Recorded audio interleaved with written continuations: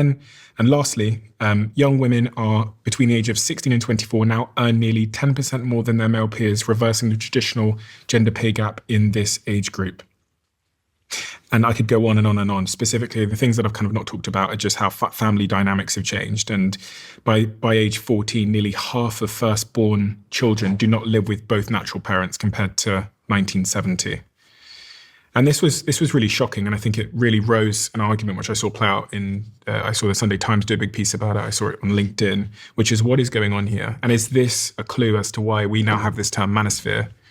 It's a reaction. Manosphere is a reaction to the pendulum swinging too far. The pendulum needed to swing, for sure. I slightly disagree. So I think I spoke at the beginning about the sexual revolution being two things. So one is the ideological thing, which we've spoken about quite a lot, and the other is the material changes, which no one designed really. Like, this wasn't coordinated by anyone. This just happened. This is just how technology goes. And I think in general that history should best be understood as technology with everything else kind of running along in its wake, including ideology. I actually think a massive thing that's going on with young men, it's not actually feminism that has messed them up.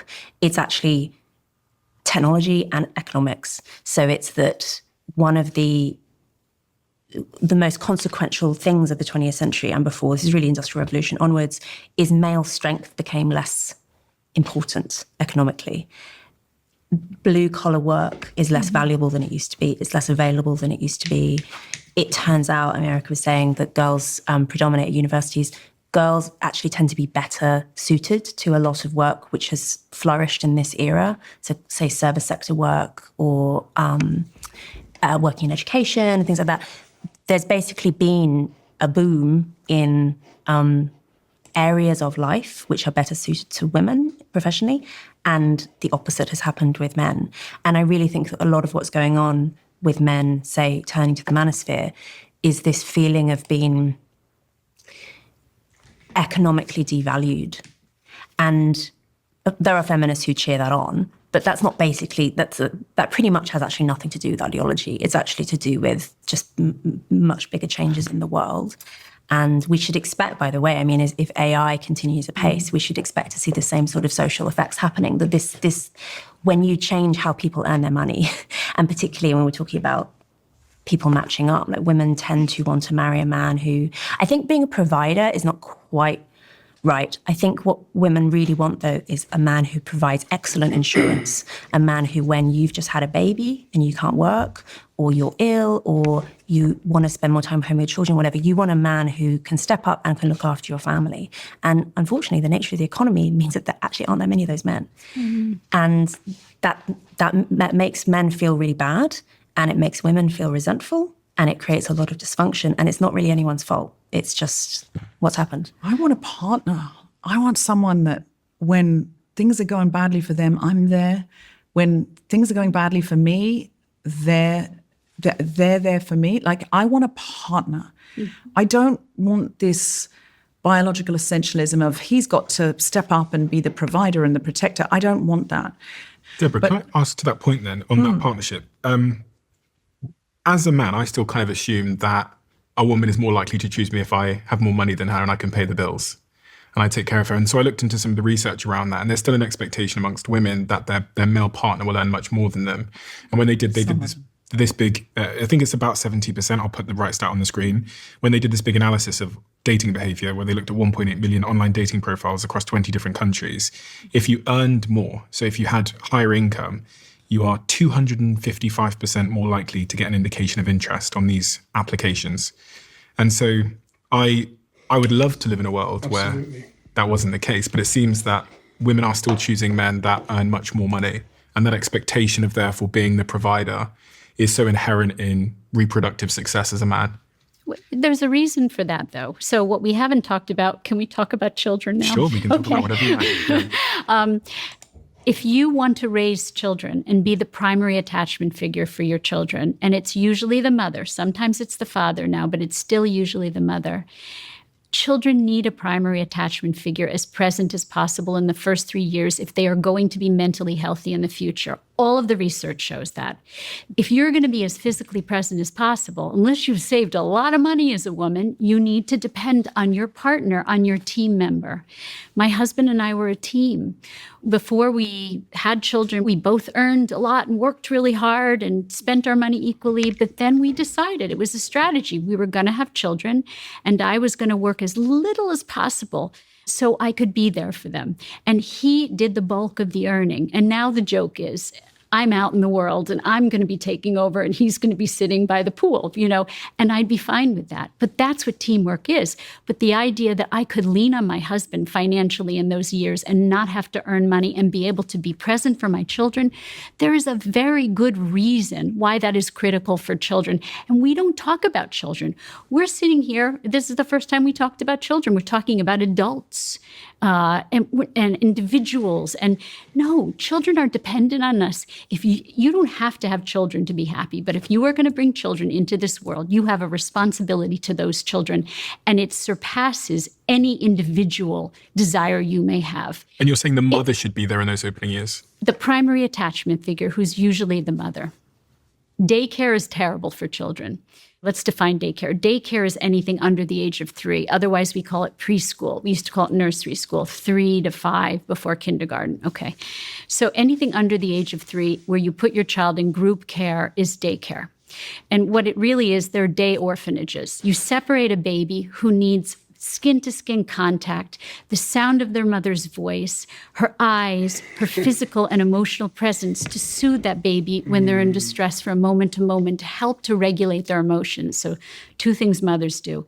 They buffer children from stress, which is so important because the part of their brain that regulates stress is meant to remain offline for the first year and very quietly, slowly come online for the next 2 years.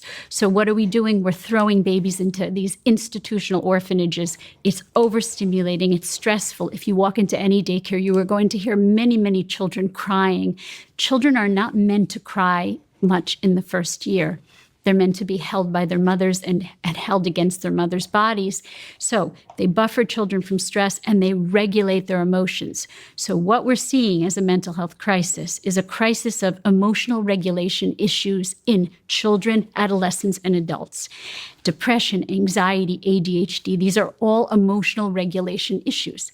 That means people cannot regulate their emotions. And so we're just giving them pills. We're not saying, where does emotional regulation come from? What's the origin of it? And the origin of it is in the very early days of your life.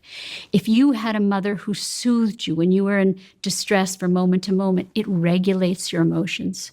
So it's only after 3, 85% of the right brain is developed by 3. It's only after 3 that you start to internalize the ability to regulate your own emotions or to deal with stress and adversity in the future. So does that mean that if I'm not home as a mother for those early 3 years, you think there's possible chances that my child might grow up to be somewhat traumatized or have some kind of... It is not what nature intended for us.